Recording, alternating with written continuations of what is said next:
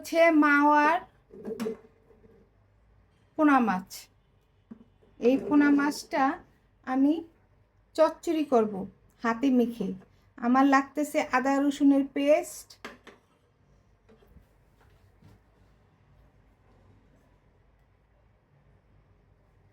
তারপরে লাগতেছে পেঁয়াজ,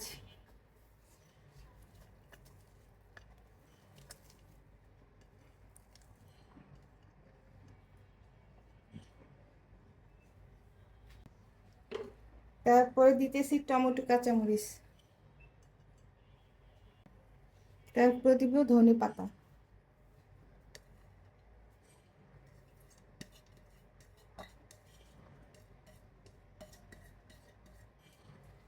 লবণ,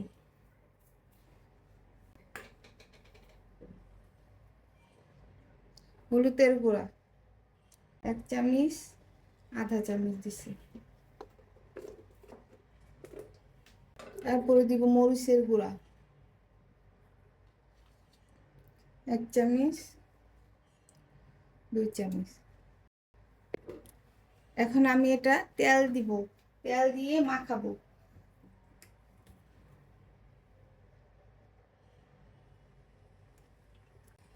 আমি পরিমাণ মতো দিয়েছি। হাতে মেখে মাওয়া পোনা মাছ।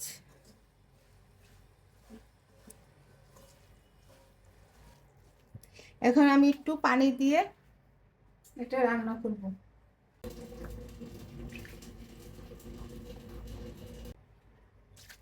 আমি আর পানি দিব না, এই পানিতে আমার মাছটা হয়ে যাবে।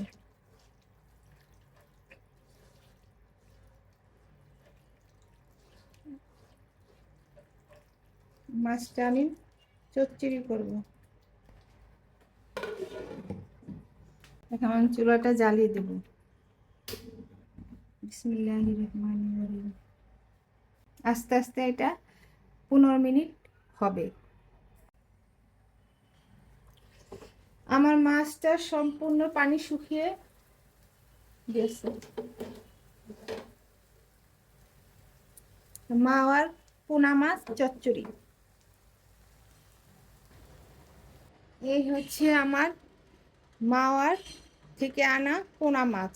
এই পোনা মাছ খেতে দারুণ টেস্টি। এটা আপনারা ভাত দিয়ে অনেক অনেক অনেক বেশি করে খেয়ে ফেলতে পারেন। অনেক মজা।